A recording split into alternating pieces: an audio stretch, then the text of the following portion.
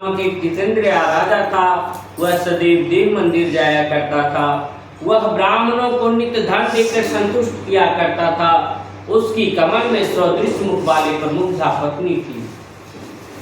एक दिन वह अपनी पत्नी के साथ भद्रशिला नदी के तट पर सत्यदेव का व्रत करता था।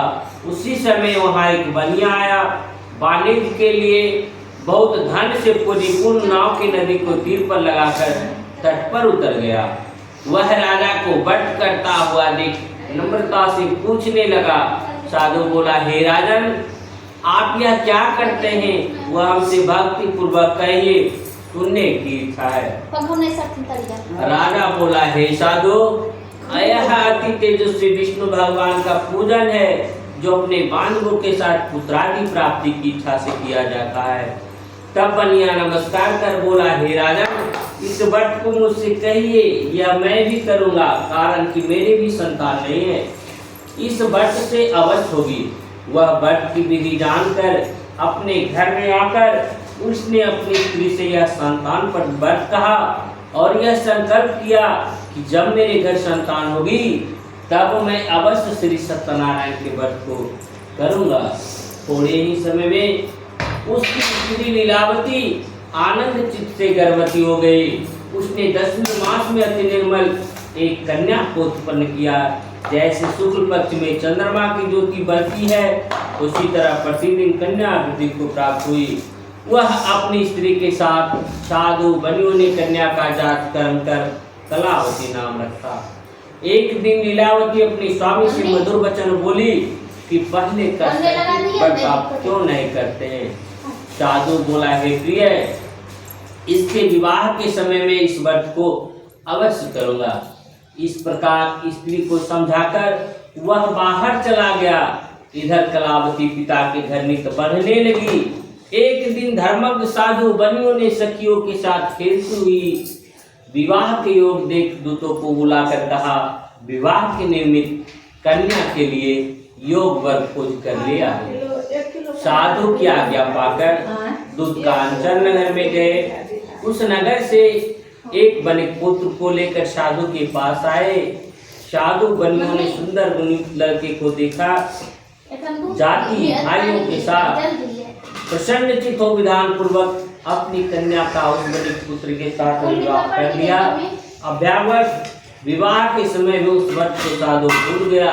तब श्री सत्यनारायण देव क्रोधित हो गए। कुछ दिन बाद निज कर्म में अति चतुर साहूकार व्यापार की इच्छा से सत्यनारायण देव क्रोधित हो गए। कुछ दिन बाद निज कर्म में अति चतुर साहूकार व्यापार की इच्छा से अपने दामाद को लेकर समुद्र के पास निकट रत्नसार नामक नगर में जाकर व्यापार करने लगा। इसी समय सत्यनारायण स्वामी ने साधु बनियों ने प्रतिज्ञा से भ्रष्ट देखकर उसे श्राप दिया कि तेरे ऊपर बड़ा भारी दुख पड़ेगा। उसी दिन चोरों ने राजा के धन को चुरा अपने पीछे देखते हुए साधु की दिशा पर चले। दौड़ते ही राजा के दूतों को आता देख डर कर धन को रखकर छिप गए। राजा के दूतों ने साधु के निकट आकर राजा के धन को देखा तो साधु को बांध कर आनंदित हो राजा के निकट ले जाकर बोले, कि राजन, जो चोर लाए हैं उनको देखकर आज्ञा दीजिए। राजा ने साधु को देखकर और विचार से आज्ञा दे दी। फिर तो दूतों ने उन्हें बंदी खाने में बंद कर दिया। हरि ओम प्रजापते स्वाहा प्रजापते नमः। ओम इंद्राय स्वाहा इंद्राय नमः। ओम भौमाय स्वाहा भौमाय नमः। सूत जी बोले, सत्यदेव जी की माया से चंद्रकेतु राजा ने उन दोनों बनिए के वचन को कुछ भी न सुना और उनका सब धन ले लिया। श्री सत्यनारायण के श्राप से साधु और दामाद के घर पर स्त्रियां भी बड़ी दुखित हो गई। चोरों ने घर का धन भी चुरा लिया और आदि व्याधि से पीड़ित भूखी प्यासी लीलावती अन्न की चिंता से घर घर घूमने लगी। कलावती कन्या भी नित्य ही घूमने लगी। एक दिन रात को भूख से दुखी कलावती एक ब्राह्मण के घर पर गई। वहां सत्यनारायण के व्रत को देख, कथा को सुन, निज मनोरथों को मांगी और प्रसाद को खाकर कुछ रात बीते अपने घर आई। तब लीलावती अपनी कन्या को धिरकाने लगी, हे पुत्री, इतनी रात तक तुम कहाँ रही? तेरे मन में क्या है? तब कन्या माता से सत्य वचन बोली कि हे माता, मनोरथों को परिपूर्ण करने वाले श्री सत्यनारायण के व्रत को ब्राह्मण के घर में देखी। लीलावती कन्या कलावती का वचन सुनकर श्री सत्यनारायण के व्रत को करने के लिए उद्धत हुई। पतिव्रता साधु की स्त्री अपनी कन्या से बंधु बांधवों के साथ सत्यनारायण के व्रत को किया। उसने सत्यदेव से यह दिव्य वर मांगा कि हे सत्यदेव, हमारे पति और दामाद जल्दी अपने घर आवे। मेरे पति और दामाद के अपराध को क्षमा करने योग्य हैं, अतः क्षमा कीजिए। इससे सत्यनारायण स्वामी संतुष्ट हो गए और चंद्रकेतु राजा को स्वप्न दिखाया कि हे राजन, कल सवेरे ही सज्जन बनियों को छोड़ देना और उनका धन भी जो लिया है वह दे देना, नहीं तो हम धन पुत्र के सहित तेरा राज नष्ट कर देंगे। यह बात राजा से कहकर सत्यनारायण प्रभु अंतर्ध्यान हो गए। तब प्रातः काल के समय राजा निज जनों के साथ सभा में उपस्थित हो मंत्री जनों से यह अपना स्वप्न सुनाकर कहा, बांधे हुए बलियों को शीघ्र छोड़ दो, ऐसा आदेश दिया।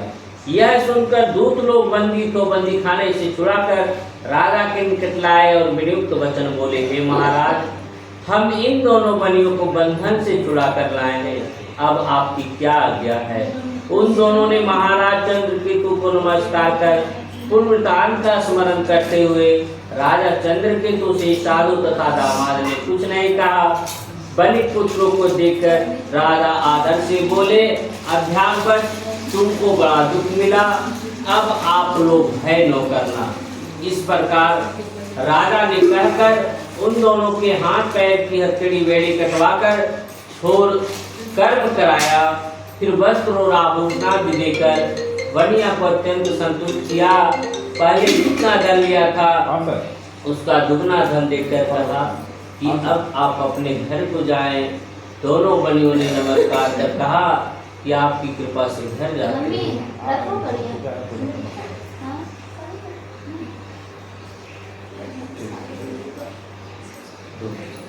हरि ओम प्रजापते स्वायदम प्रजापते नमः, ओम इंद्राय स्वायदम इंद्राय नमः, ओम भौमाय स्वायदम भौमाय नमः। प्रेम से बोलिए श्री सत्यनारायण स्वामी की जय, वृंदावन बिहारी लाल की जय, पवन सुत हनुमान की जय। सूत जी बोले, साधु भगवान को मंगलाचार पूर्वक पूजा कर ब्राह्मणों को धन देकर निज नगर को चला। कुछ दूर जाने पर श्री सत्यनारायण देव ने वैश्य के मन की बात जानने के लिए पूछा, तुम्हारी नाव में क्या है? मनोन्मत्त महानर बनिया हंसकर बोला, दंडी, यह क्यों पूछते हो? क्या धन लेने की इच्छा है? मेरी नाव में लता पत्र आदि है। तब दंडी ऐसे वचनों को सुनकर बोले, तेरा वचन सत्य हो। ऐसा कहकर आप समुद्र के पास बैठ गए। दंडी के चले जाने पर नित्य क्रिया का नाव को ऊपर उठा देख साधु को आश्चर्य हुआ। जो है उसने नाव में लता पत्र आदि देखा तो ही मूर्छा को प्राप्त हो भूमि पर गिर गया और सचेत होने पर अति चिंता करने लगा। साधु से दामाद बोला कि व्यर्थ तो क्यों करते हो? वे ही दंडी महाराज ने श्राप दिया है, वे सब कुछ कर सकते हैं, इसमें कोई संशय नहीं। इसलिए उन्हीं की शरण में चले, क्योंकि मनोरथ उन्हीं से सिद्ध होगा। साधु दामाद के वचन सुनकर दंडी के पास गया और दंडी को प्रणाम कर भक्ति से देखकर आदरित वचन बोला, जो मैंने आपसे कहा था उस अपराध को क्षमा कीजिए। यह कहकर बारंबार नमस्कार कर शोकाकुल को गया। तब दंडी उसको रोते हुए देख बोले, रो मत, मेरे वचन को सुन। तू मेरी पूजा से सदा मुँह फेरे रहता है और मेरी इच्छा से दुर्बुद्ध तुझे बारंबार दुख मिला। भगवान का यह वचन सुनकर साधु स्तुति करने लगा। साधु बोला, स्वामी, आपकी माया से मोहित ब्रह्मादि देवता भी आपके बड़े अद्भुत गुण और रूप को नहीं जानते हैं, तब आपकी कृपा से मोहित मैं मूर्ख आपको कैसे जान सकता हूँ। अतः हमारे ऊपर प्रसन्न हो जाइए, मैं यथाविधि विस्तार से आपका पूजन करूँगा। मैं आपके शरणागत हूँ, मुझे पहले वाला सब धन दीजिए। उसके भक्तियुक्त वचन सुनकर भगवान संतुष्ट हो गए और मनोवांछित वर देखकर अंतर्ध्यान हो गए। साधु नाव को धन से परिपूर्ण देख उस पर चढ़ गया। सत्यदेव की कृपा से मनोरथ पूर्ण हुआ। यह बात अपने स्वजनों से कह यथाविधि पूजन कर सत्यदेव की कृपा से बड़ा हर्षित हुआ। नाव को यत्न से सहेज कर अपने देश को चल दिया। अपने नगर के समीप साधु आकर दामाद से कहने लगा कि वह मेरी रत्न रूपी देखे। ऐसा कहकर उसने धन की रक्षा करने वाले दूतों को वहां भेजा। वह दूत नगर में जाकर साधु की धर्म पत्नी को प्रणाम कर बोला, ग्राम के निकट दामाद सहित साहूकार बहुत से इष्ट मित्र और धन के साथ आ गए हैं। दूत के मुख से ऐसे वचन को सुनकर साधु की स्त्री बड़ी हर्षित हो सत्यदेव का पूजन कर कन्या से कहने लगी, मैं जाती हूँ, तुम भी शीघ्र व्रत समाप्त कराओ। लड़की इस प्रकार का वचन सुनकर जल्दी व्रत समाप्त कर प्रसाद को भूल से नोखा कर अपने पति को देखने चली गई। इससे सत्यदेव ने क्रोधित होकर उसके पति को नाव सहित जल में डुबो दिया। कलावती कन्या अपने पति को न देखकर बड़े शोक से रोते हुए भूमि पर गिर पड़ी। साधु ने कन्या को अति दुखित देख डरे हुए मन से कहा, यह क्या हुआ? और नाव चलाने वाले भी चिंता करने लगे। तब लीलावती कन्या को दुखित देख अति विहर्ण होकर रोने और अपने पति से कहने लगी कि इस नाव के साथ वे कैसे अलंचित हो गए। न जाने किस देवता ने अनादर से नौका जल में नहीं दिख रही है। श्री सत्यदेव के महात्म्य को कौन जान सकता है। यह कहकर वह अपने जनों के साथ विलाप करती हुई कन्या को गोद में लेकर रोने लगी। कलावती कन्या भी स्वामी को न देखने से अति दुखित हो पति की पादिका लेकर सती होने की इच्छा करने लगी। कन्या का यह चरित्र देखकर धर्मज्ञ साधु बनी हुई स्त्री के साथ अत्यंत शोक से युक्त होकर विचार करने लगा कि मैं सत्यदेव की माया से बारंबार चला गया हूँ। अब यह था विवाह श्री सत्यनारायण का पूजन करूंगा। इस प्रकार सब कहने लगा और पृथ्वी पर गिरकर साष्टांग दंडवत किया। इसी पर दिनों के पालन करने वाले सत्यनारायण भगवान संतुष्ट हो गए। भक्त वस्तन सत्यदेव जी की कृपा से आकाशवाणी हुई, हमारी कन्या प्रसाद को त्याग कर पति को देखने चली आई। इसी कारण इसका पति अदृश्य हो गया। यदि वह पुनः घर जाकर प्रसाद को भक्षण कर आएगी तब पति को निसंदेह पावेगी। कन्या ने यह आकाशवाणी सुनकर शीघ्र ही घर जाकर प्रसाद को भक्षण कर अपने पति को देखा। तब कलावती संतुष्ट होकर अपने पिता से कहने लगी, अब शीघ्र ही घर को चलिए, विलंब न करिए। कन्या के वचन सुनकर साधु दामाद से संतुष्ट होकर धन और बंधु के साथ अपने घर को गया।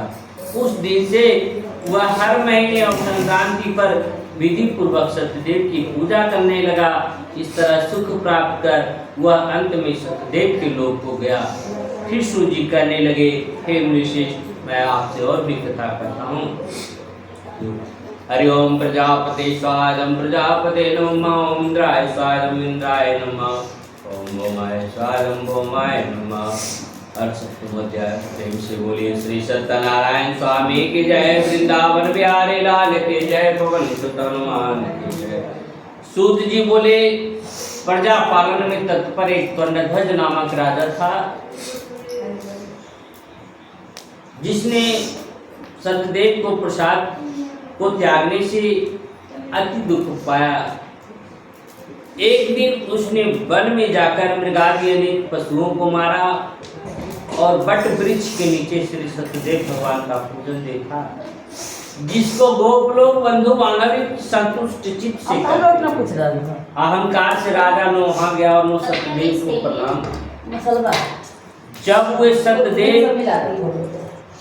जब वे गोप राजा को प्रसाद देने लगे तो राजा ने प्रसाद नहीं लिया। तब वे गोप वहां प्रसाद को रखकर चले आए। प्रसाद के अनादर करने से इस तरह प्रसाद का अनादर करने से इस तरह का अनादर करने से अति दुख पाया। उस राजा की 100 पुत्र थे, वे मर गए और धन धाम भी नष्ट हो गए। तब राजा ने अपने मन में विचार किया कि सत्यदेव ने धन नष्ट कर दिया है, इसलिए मैं वहीं जाऊं जहां पूजन होता था। यह विचार वहां जाकर अहीरों के साथ भक्ति उत्सर्गायुक्त होकर विधि से उसने सत्यदेव का पूजन किया। तब सत्यदेव के प्रसाद से धन पुत्रादित हुआ और इस लोक में सुख पाकर अंत में सत्यदेव के लोक हो गया। जो प्राणी अति दुर्लभ इस सत्यदेव व्रत को करता है और भक्ति होकर पवित्र फल देने वाली कथा को सुनता है, उसको सत्यदेव के प्रसाद से धन धाम आदि प्राप्त होते हैं। दरिद्र धन पावे, कैदी छूट जावे, भरियाता भय से छूटे, इसमें कोई संशय नहीं। इस पुनीत व्रत को करने से प्राणी सदा सुख पाकर अंत में सत्यदेव के लोक को जाता है। सूत जी कहते हैं, विप्रो मैंने सत्यनारायण के व्रत को आप लोगों से कहा, जिसके करने से मनुष्य शब्द से छूट जाता है। विशेषकर सत्यदेव की पूजा कलिकाल में फल देने वाली है। इन्हीं को कोई काल, कोई सत्य, कोई परमेश्वर, कोई सत्यनारायण और कोई सत्यदेव कहेंगे। सत्य रूपी विष्णु सनातन कलयुग में अनेक रूप धारण कर सबको वांछित फल देने वाले होंगे। हे मुनिशेष, जो प्राणी इसको पालता या सुनता है उसके संपूर्ण पाप सत्यदेव के प्रसाद से नष्ट हो जाते हैं, इसमें कोई संशय नहीं। से बोलिए श्री सत्यनारायण स्वामी की जय, वृंदावन बिहारी लाल की जय, पवन सुत हनुमान।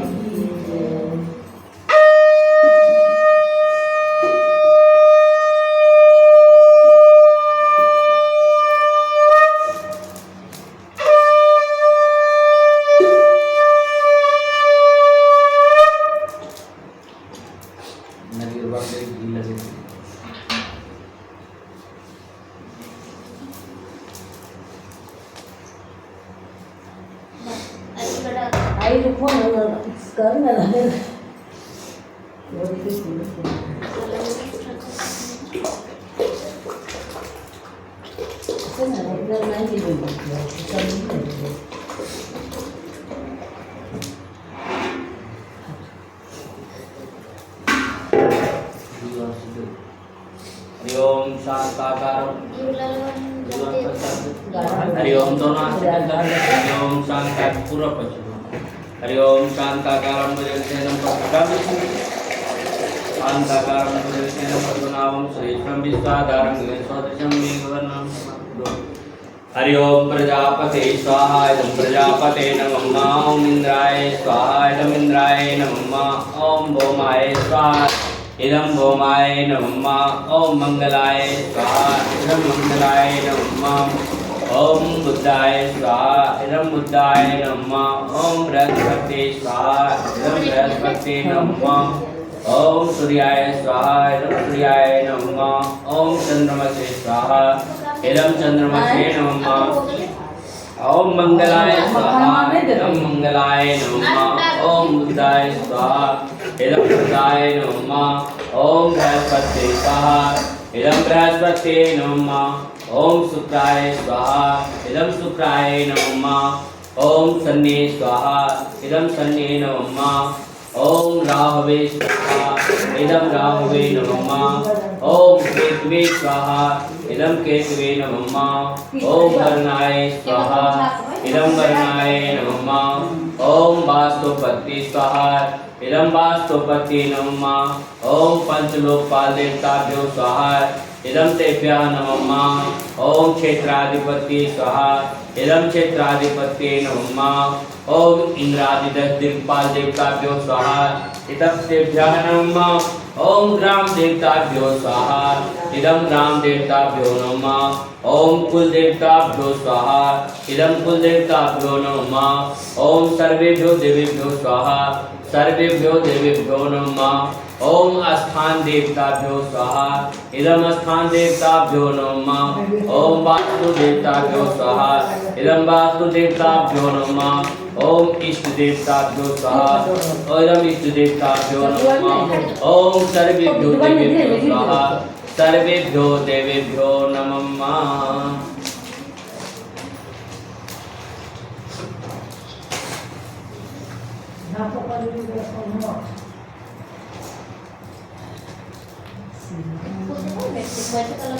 पूरा तो मखाना अलग ले रहा है। ये वाला ले तो बैठो झाप लगा रखा है। अब तो वाला नहीं आ रहा। ओ सिंहान क्या बोल रहे हो? गलती नाम खोल दो। गलती का डर नहीं है। ठीक सा करने हरि ओम वेदांतम परिसंपूर्ण विज्ञानम ज्ञानम परमेश्वरम आपदग्न विद्युत सही बिल्कुल नहीं। चलो बात करेंगे। पढ़ते हैं कभी ना कभी। ये ले नहीं करो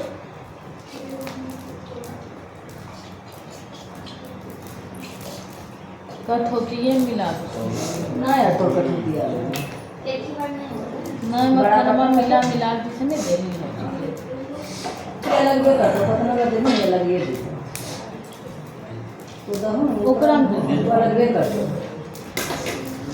बल्टियां में देंगे घाटी नहीं हम बहुत दे दोगे अब घाटी नहीं है तो फिर वैसे ना मिला ना करता दे आती है ये प्लेट है आती है आती को थरीवा इपोच दी इपोच सब लोग ना क्या पता पता। जलाई